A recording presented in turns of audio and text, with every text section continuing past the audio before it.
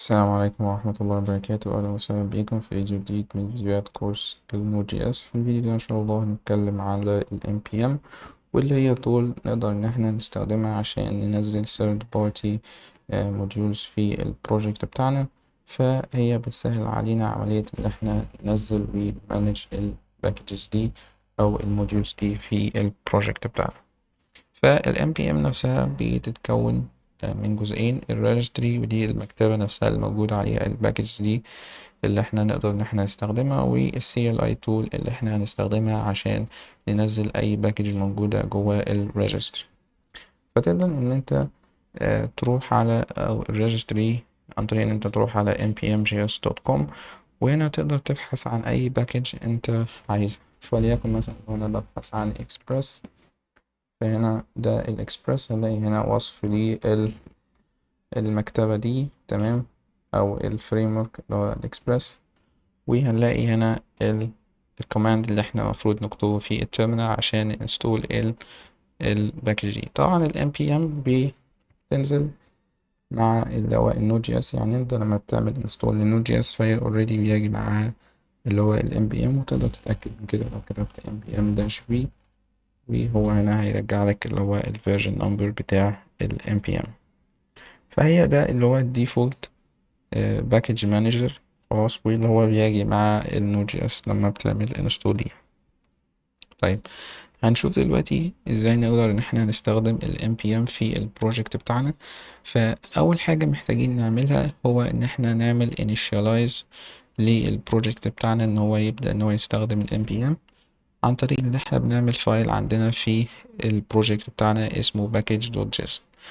طبعا انت تقدر ان انت تكتب يعني package.json بالشكل ده manually، تمام، او عشان تعمل الفايل ده ممكن تكتب برضو npm init -1، تمام. فهو هنا هيعمل لك الفايل ده، وهيعمل لك هنا شوية قيم يعني، وهنا default values، تمام. تقدر القيم دي طبعا ان انت تغير. فال npm بتشتغل على فكرة ان البروجكت بتاعك هو عبارة عن حاجة اسمها package، تمام. وكل مكتبة أو library أو موديول أنت بتنزله هي عبارة عن باكج، وتقدر إن أنت بقى تنستول، تابديت، تديليت الباكج دي، تمام. فهي بتمكنك إن أنت تمانج الباكجز الموجودة عندك في البروجكت، والبروجكت بتاعك نفسه هو عبارة عن باكج. فهتلاقي هنا مثلا اسم الباكج اللي هو الفيرجن، الديسكريبشن، المين فايل الموجود في الباكج ده اللي هو مثلا app.js. ممكن تغيره مثلا لو عايز تسمي ده مثلا index او ايا كان السكريبت. ودي طريقة ان انت بتمكنك ان انت تران اي كوماند انت كنت بتكتبه في التيرمينال، آه تمام. تقدر عن طريق ال npm، تمام. وانا شوية حاجات تانية خلاص. فعشان ابدأ بقى، انا خلاص عملت initialize للبروجكت بتاعنا ان هو يبدأ يستخدم اللي هو ال npm. هنبدأ بقى ان احنا ننستول الباكجز اللي احنا محتاجينها في البروجكت بتاعنا. فهنيجي هنا مثلا ونقول له انا عايز مثلا انزل اللي هو الاكسبرس. انا ممكن طبعا اكتب install كده، او اكتب هي نفس الفكرة، تمام. نزل لي هنا الاكسبرس، وقال لي هنا added 67 packages، تمام. هو اكسبرس باكج واحدة، فهو نزل لي 67 باكج. ده لان طبعا الاكسبرس نفسها بتعتمد على باكج تانية، والباكج دي بتعتمد على باكج تانية، وهكذا، تمام. فدي كل الباكجز اللي انت محتاجها عشان تقدر تستخدم الاكسبرس. فهو هنا عامل لي فولدر نود موديولز، وده هنا هو كل الباكجز، منها الاكسبرس ومنها الباكجز اللي الاكسبرس محتاجها، وهكذا. ويعمل لي هنا برضو فايل اسمه package-log.json، والفايل ده بيحتوي على كل بقى الباكجز اللي هي موجودة جوه الفولدر اللي اسمه النود موديولز ده. وكل باكج بتعتمد على باكج ايه، والفيرجن بتاعها، والرابط بتاعها، وكل الكلام ده، تمام. ولو رحت على اللي هو الباكج جيسون نفسه، هلاقي ان هو ضاف لي هنا الاكسبرس ضمن الديبندنسيز اللي احنا محتاجينها في الباكج بتاعتنا. فالباكج بتاعتنا او البروجكت بتاعنا بقى دلوقتي بيعتمد على اللي هو الاكسبريس. فنقدر حتى ان احنا ننستول يعني لو ادينا مثلا تو فايلز ده لشخص مثلا، فيقدر ان هو ينزل نفس الباكجز الموجودة عندنا في البروجكت بتاعنا من التو فايلز ده. فحتى لو مسحت اللي هو الفولدر اللي هو النود موديولز دول، فالتو فايلز دول كافيين ان هو آه، من خلالهم اقدر انزل نفس الباكجز دي تاني عن طريق ان انا اكتب npm install. فهو هيشوف اللي هو الباكج دوت جيسون والباكج داش لوج دوت جيسون، وهيبدأ ان هو ينزل لك كل الباكج دي عندك في البروجكت بتاعك. تمام. وعشان نبدأ ان احنا نستخدم اي باكج فبطريقة عادية جدا، انت كل اللي انت عليك تعمله اللي انت هتعمل ريكواير للباكج دي زي ما كنت بتعمل مع الموديولز الخاصة بيك او اللي هي الموديولز اللي هي built in في النود جي اس. فكل اللي انت عليك تعمله انت تقول له اكسبريس خلاص، وهتعمل assign للموديول ده خلاص، وهتبدأ ان انت تستخدمه عادي عندك في البروجكت بتاعك. غير ان انت تقدر تنزل الباكج دي، تقدر ان انت تمسح باكج معينة عن طريق ان انت تقول له npm uninstall اللي هو مثلا اكسبريس، فهو هيمسح لك الاكسبريس من البروجكت بتاعك ويكون اللي هي الباكجز اللي الاكسبريس بيعتمد عليها. فلو احنا على النود موديولز هنلاقي كل الفولدرات اللي كانت موجودة هنا اتمسحت، وحتى لو رحنا على ده هنلاقي برضو هنا بقية الحاجات اللي كانت موجودة اتمسحت. مفيش هو اللي هو الباكج بتاعتي نفسها اللي هو اللي هو دي يعني البروجكت بتاعنا نفسه هو الموجود بس جوه الباكج داش لوج دوت جيسون. تمام. و آه نقدر برضو ان احنا نابديت الباكجز الموجودة عندنا في البروجكت بتاعنا. فمثلا لو في فيرجن جديد ان هو نزل مثلا، وحابب ان انا ابديت كل الباكجز مثلا الموجودة عندي في البروجكت او باكج بعينه، فاقدر ان انا استخدم npm update. ولو كتبت npm update بس فهو هي update كل الباكجز الموجودة عندي لو في فيرجن جديد متوفر. لو انا عملت له npm update واديت له مثلا express فهو هي update فقط الاكسبرس. فتعال ننزل مثلا express تاني بالشكل ده، وهينزل عندي بشكل بسيط جدا.